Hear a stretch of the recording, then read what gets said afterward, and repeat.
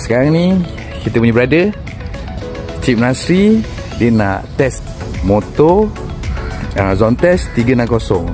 Ni zone test 360 kan?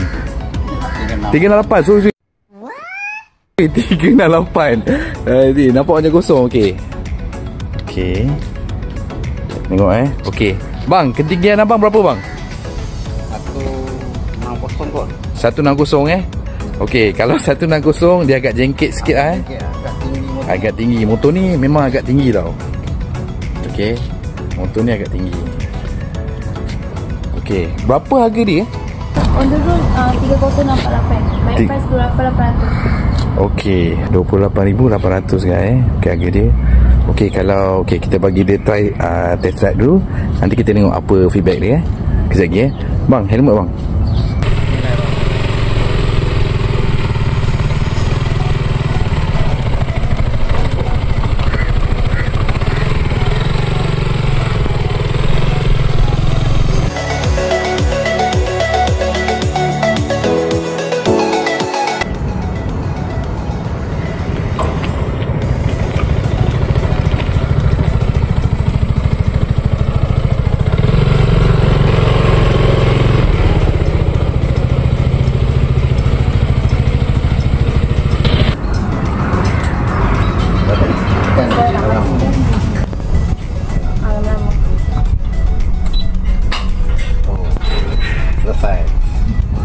Okey bang, sekejap bang.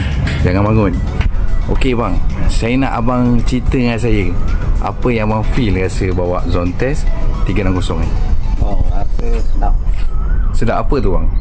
Bila kita pulas je minyak, dia pergi. Dia pergi sebab dia sisi besar lah. Tapi dia punya apa tu?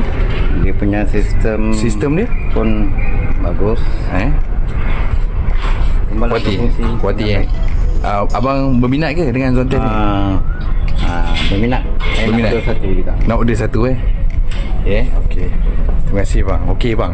Okey, sebelum tu kita nak tanya dengan sales marketing Yana. Hai Yana. Hai. Okey, sebelum tu Yana, ni memang motor untuk test drive kat sini. Test drive kat sini So kepada yang berminat, boleh kita beritahu kat kita punya viewer untuk berminat dengan motor ni, boleh tak?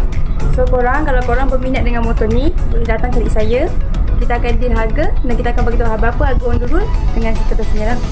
Cik Yana di mana? Kita dekat Pasir Gudang, Jalan Eko Perniagaan 3. We Rider We Rider Eco Perniagaan Okey, datang sini. Okey guys.